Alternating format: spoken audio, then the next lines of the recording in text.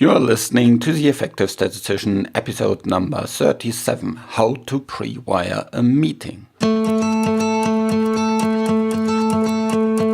Welcome to the Effective Statistician podcast with Alexander Schacht and Benjamin Pieske. This is a weekly podcast for statisticians like you in the health sector, designed to improve your leadership skills, widen your business acumen, and enhance your efficiency. Talking about leadership skills, we are creating an online course for improving these leadership skills for you as a statistician, even if you have no direct reports. If you're interested in that, register your interest on our homepage, theeffectivestatistician.com/course, and you'll get all the updates on what's coming, when it's coming, and when you can register. In today's episode, we'll actually also talk about some leadership aspects, and we'll talk about difficult meetings possibly that you have with senior executives or with higher ups in the organizations, complex meetings where you want to propose something, where you need to defend something, and maybe you have been in these meetings and they didn't went as smoothly as you would like them to go. If that's the case, or if you need to go into these meetings in the future, and at some point we all need to do that, then listen to this episode and win on such meetings like a pro. This podcast is created in association with PSI, a global member organization dedicated to leading and promoting best practice and industry initiatives. Join PSI today to further develop your statistical capabilities with access to special interest groups, the video-on-demand content library, free registration to all PSI webinars, and much, much more. Just visit the PSI website at psiweb.org to learn more about that and become a PSI member today.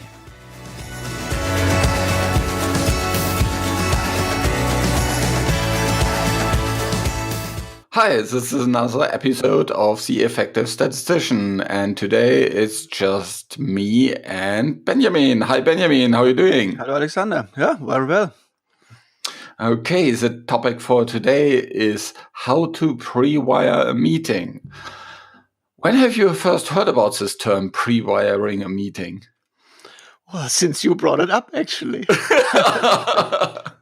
And I realize it's a quite nice description of what's kind of a way of preparing a meeting.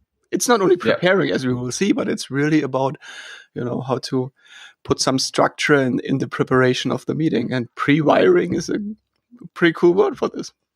Yeah, actually, I first heard the term in a podcast, a general management podcast, and it really reminded me of some stories that I had personally at work, and where I only later found out that this was pre-wiring a meeting. So the story goes like that. So we had a very, very big observational studies that we wanted to set up.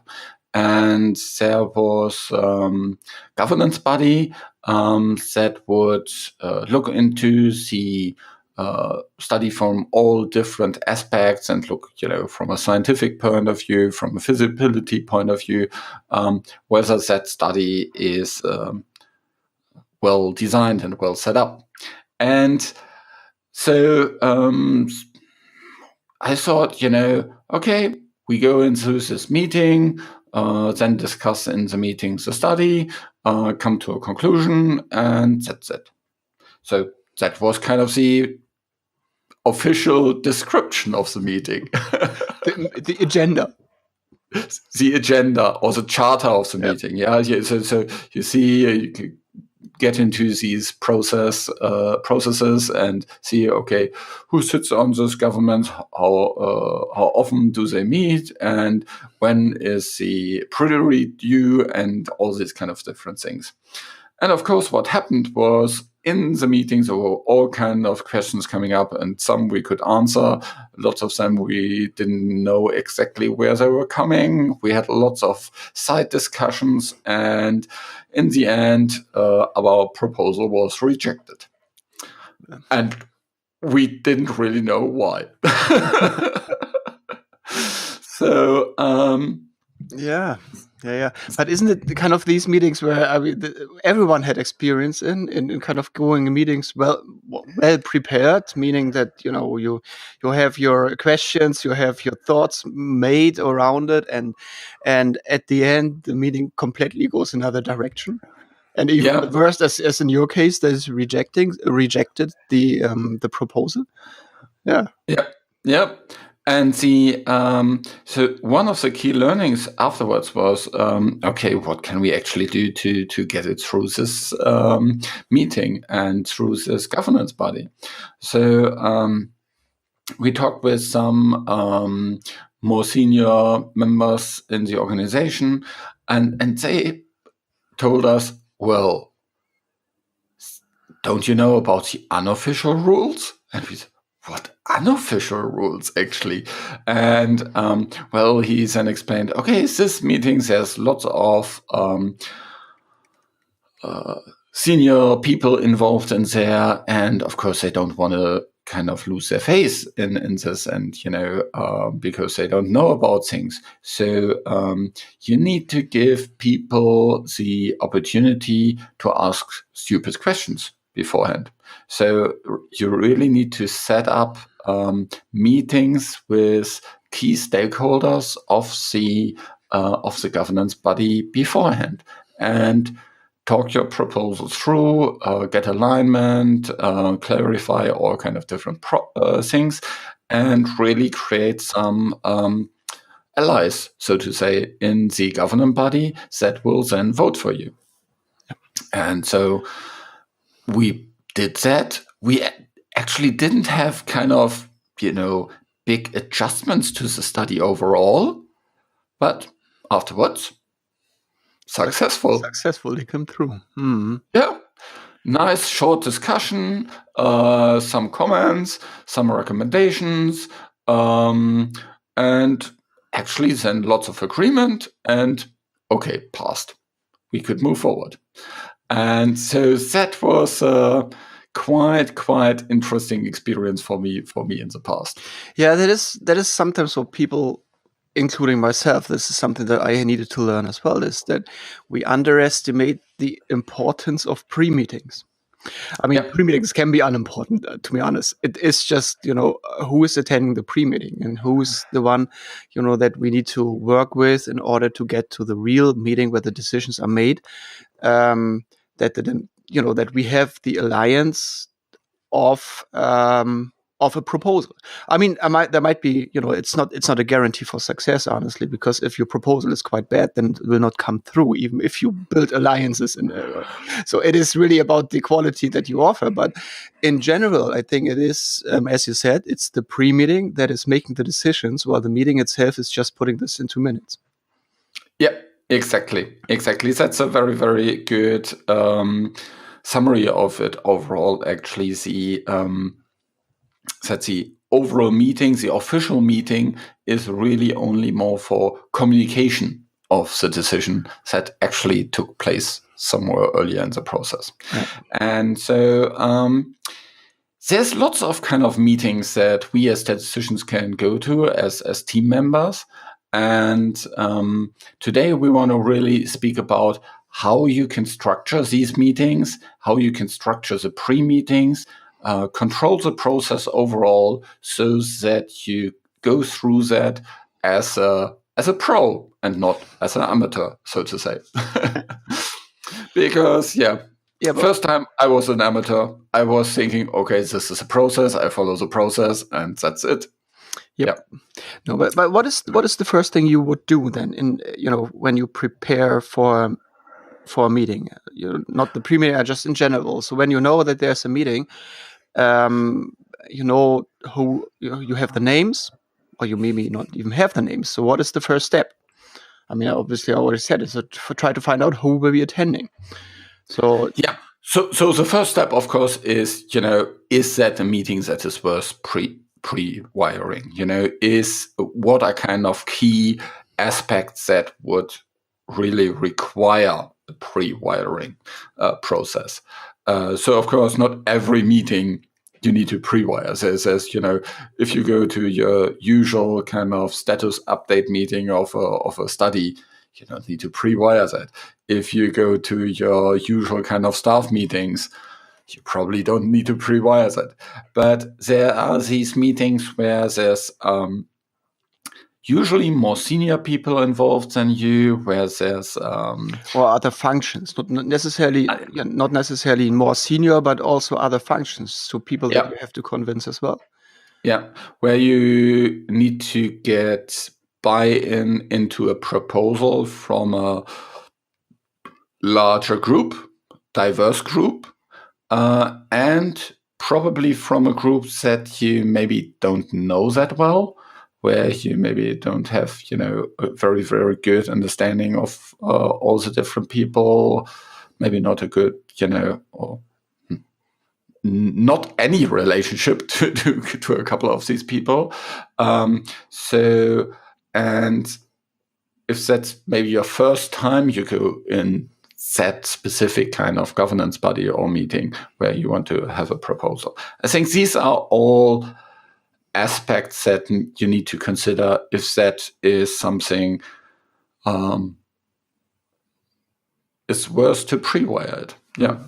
But maybe this is also too strong. I mean, just thinking in a more let's say study specific example. So if you, for example, if there's a study running and there's a mess about something, either for talking from a CRO side, that for maybe to delivery will be too late or something, and there are many reasons for it. Could be sometimes data quality, sometimes that we have we started too late, or there are several reasons and there are several functions involved, and then it escalates. Whatever extent, could be just internal, even external. So it would be a good way, good point to say, well, this is something we need to pre-wire. Because you don't want to start a discussion with different departments, with just your colleagues, saying, but they, he was starting too late. But, the statistician didn't give us the timelines in time. But the data quality was bad. You start fighting, in front of your managers or so. No. So your clients. Your clients. I mean, you probably. So then you even, for clients, it's quite a bad example then for this, that you start fighting, because then you just shut up and don't say a thing, or just be very very politically correct in putting this in the overall content. So, but in general, these are also very good examples where you pre-wire. You really sit together, come to a conclusion, and then at the end you have a common understanding or common declaration of the issue, of the problem that you present. So you don't fight against each other. You have the forces combined. You have an alliance just built, even a very small, with your colleagues. It's not necessarily like a big senior management or scientific committee or whatever. It might be also just the team meetings, the internal team meetings that needs. It depends on the situation more than on the people that attend, I would say. Yeah, if the stakes are high and these kind of things, and there's a high probability that it will end up in a heated discussion, then that's probably also a good situation for that. Yeah, completely agree. But in terms of starting in this, so I think the first point is you need to understand really what's your goal that you want to get out of this meeting. Do you want to inform the group? Do you want to get a decision from the group? What exactly is the decision that you want? What are the official rules of the meeting? So that is really kind of the starting point. If you don't know the official rules, then, well, you're already skewed.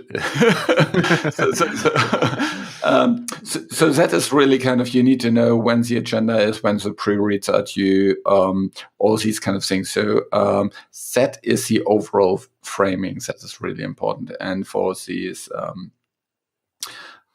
let's say, more senior governance meetings, there's also very often some kind of AA that manages these, or a chair that is kind of structuring this. So if you're unsure about a couple of these official rules, it's for sure a very, very good point to have a discussion with the AA that runs a meeting, basically. Yeah, and that is also going right to the next part, is to understand who sits there, who sits on the board or will be in the meeting. So who's the decision maker, who is usually, leading the discussions, or, there are people, different characters. There are people that, talk a lot but don't say a thing. And there are people that just, say one word and everybody is quiet. So really different characters in a meeting. And this is quite important to understand and to find out in advance.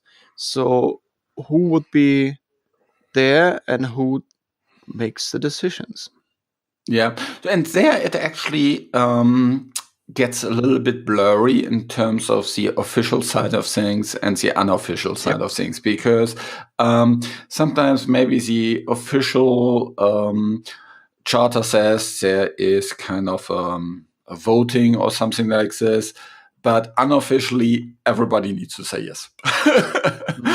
Or there's certain people that would have veto rights. So don't know, maybe, the safety physician, or, maybe the statistician, or these kind of things. So that is something that you need to know, who is really influential in the meeting, and who has these kind of different veto rights, who is influencing mostly the decision. And these are the people that you need to concentrate on. So how do you find out about who these relevant people are? Well, I think I will be starting with people that are on the meeting and that have been in these meetings or in contact with the other persons beforehand. Usually colleagues that you just, pick up the phone, talk to your colleague, the medical monitor, let's say, talking to the DMC members. So to understand what is the, experience that people had with different of the different characters of those. Yeah, and maybe someone that knows, the committee, or maybe one person in the committee and can have a pre-meeting with that person to understand how the atmosphere is, what are the key decision makers, what is the relationship between the different people, are there kind of, bigger egos involved in the meeting? So these kind of things is first, I think, is important to find out. And but I think also it's, if it goes in the scientific direction, it's probably also important to understand, or to maybe just look into. You find presentations on YouTube of people, when they did the presentation in a last congress, or podium discussions, or these kind of things. So to kind of understand, to get a feeling of how do they behave, how do they present themselves. So this could be, especially if it's in our days, these congresses, there's a lot of material that you can find in terms of presentations, input minutes, presentation, did I say already, and videos, just recordings from the actual congress people. Yeah. And I think the other thing is, you need to know whether there's certain key things that they are specifically interested in. So, there's certain people that will always ask on a special topic. Yeah, so which is just their kind of favorite topic. So you need to know, this is probably a question you'll get. Yep. Be prepared for that, and then everybody is happy. So in terms of the big egos, I think it's really important to manage these, and these are probably also the people you want to have a pre-meeting with, because these are the people that you want to have on your side, and that you want to give the opportunity to ask some stupid questions in the beginning. And if you give them the opportunity to contribute to your proposal. Maybe even if it's a tiny thing, then it becomes also their proposal, and so, because they have invested in it. And that helps you to build a partner and build a partnership and have someone that speaks for you in this committee. Because that is what you really want to have. You want to have people that appear to be independent from you as a proposer that supports the proposal. And the more you have that, the easier it goes in the official meeting. Yeah, but I mean, again, if you have such people where, they're quite influential and have big egos, it's also quite tricky. On the other hand, because if you have more than one in the meeting, in the pre-meeting, that might be also a challenge. So. Then you need to have separate pre-meetings. Yeah. Yes, then you have separate pre-meetings. Then you have one for each of these persons. Yeah. So and you manage them separately. You don't manage them together in one big meeting. Because then they don't ask the stupid questions. Exactly. I agree. But again, it's also. I mean, it's that could be the same strategy if you don't have big egos, but just two different colleagues. So just don't think of the whole discussion in a we're not talking about bringing up new laws in the European Union and you have to bring all the people together. We are just talking about the day-to-day business that we are involved in and some of the meetings and more and less important. So in some of them you can prepare, and it could be big ego, it could be just your colleagues and you handle them separately. Yeah, and so you manage these separately. You get them on your side one by one, and that way you create more and more partners. And the good thing about this, it's much easier to control a meeting with one person than to control the meeting with 5, 6, 7 persons in the room. Different opinions. Yeah. And because then it becomes even more challenging. And another kind of problem could be if maybe you're dialing into this meeting and all the other are sitting in the room, are sitting in this one room, and you're just dialing in. That makes it even more important that you kind of control the setting up front. So it's really all about controlling the steps one by one and really making sure that you go through this very, very smoothly. One point, if there is another statistician in this committee, or maybe even 2 or 3 other statisticians in this committee, in this cross-functional meeting you're going into, then these, I think, are the first people I would make sure you have on your side. Because what you really don't want is to have a deep technical, controversial discussion at a governance meeting, because that only means that you have not done your job well. That would be basically the... Not only that, and also that means that the non-statistician will get bored very soon. Yeah. So it is... No, seriously, because the statisticians usually, I mean, these are usually not your colleagues, like your colleagues from your company or from your team or something, team or whatever. These are usually the statistical advisors to the big egos in the room. And therefore, if they are in line with you or you are in line with them, the big egos will be sorted out already. Yeah. So that is basically the statisticians that regularly sit on the committee, they are much more kind of trusted resources to the non-statisticians on the committee than you are as a proposer, as a statistician on the team that proposes something. So if you can convince the statisticians that sit on the committee, that will help a lot with the trust for the overall setting. And of course, that is the same thing with the other functions. If you speak to your medical counterpart, and you can make sure that you go with your medic to the physicians that sit on this team, and you create the same alliance. That's just perfect pre-wiring the meeting. Maybe just to remember, I mean, we are not talking here about selling old bread or something. It's really not that we try to sell or to convince anything from anything bad. It is really that I just remember so many meetings where we sit in, we talk about the same thing in just completely languages. Yeah. Or it seems that we have the completely different understanding of the same topic, which is often just caused by the fact that we haven't been preparing the other persons good enough for this meeting. Yeah. So that we start technical discussions and misunderstanding. It could be that it's only these things of we are talking about we have the same naming convention for different things. Yeah. Yeah.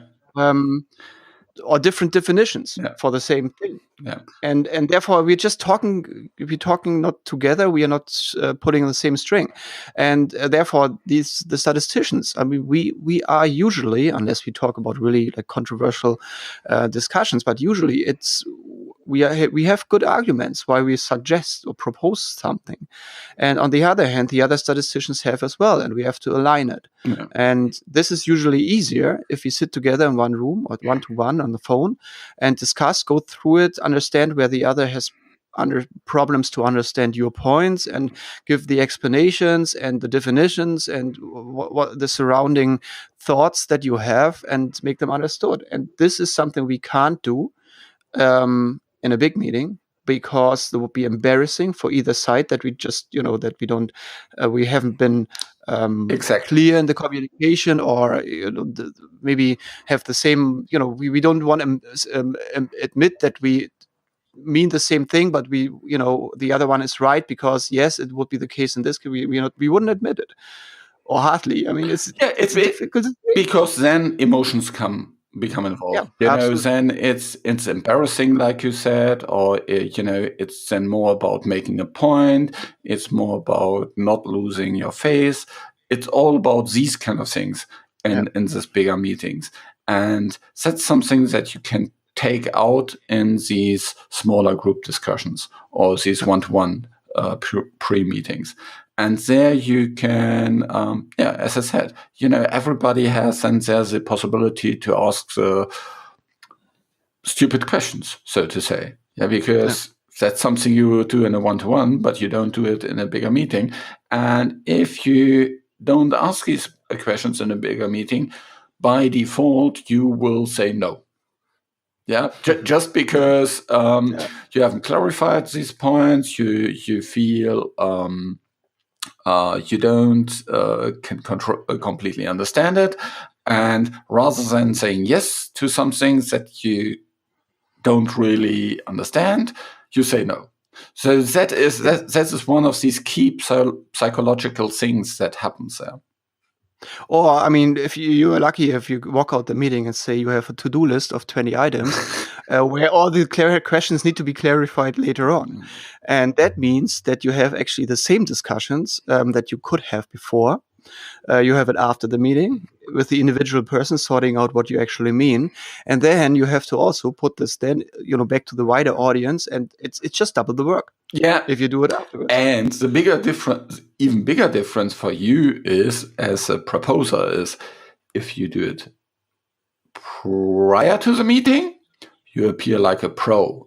And then, you sail through and everything. Then, wow, this is a really, really good team. They know their stuff and they control everything and they are super prepared. And that was very, very easy for everybody.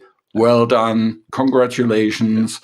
And you get excellent reputation. Yeah, excellent reputation. Whereas if you go into it and then you need to fix everything afterward, it's the same work, but completely different appearance. So, and of course, there's a couple of things that you can do longer term if you want to improve these kind of things. So one of these things is to build relationships in advance.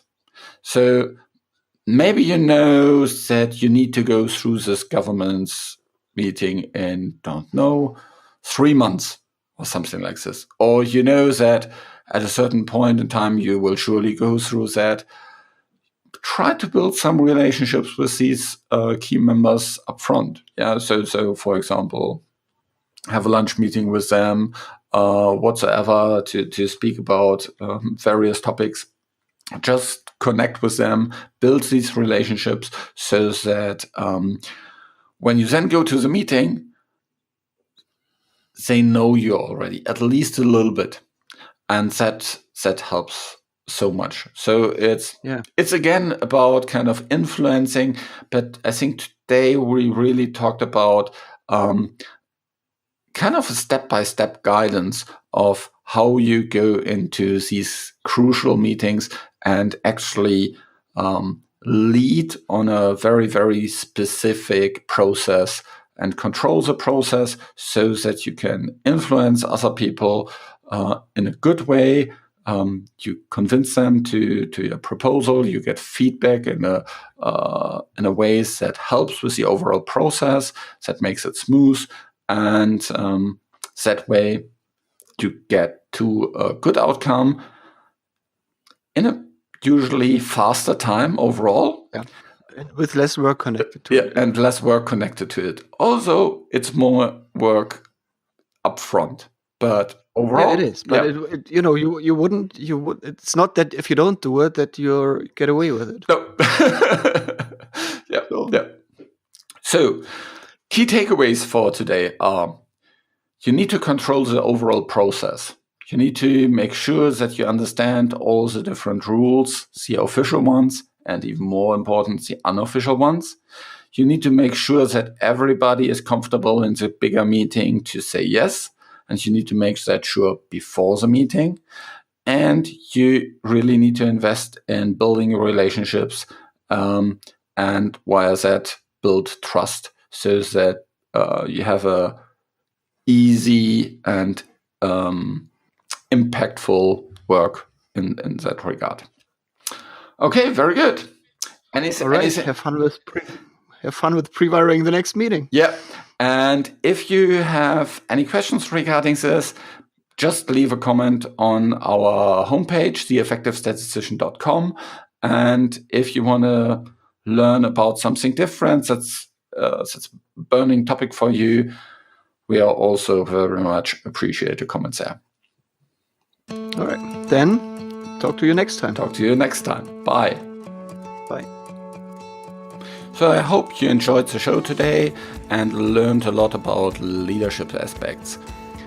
Talking about leadership, don't forget, we are creating a leadership program to improve these in a very, very nice way for you. Just register your interest at theeffectivestatistician.com/course. This show was created in association with PSI. Thanks for listening.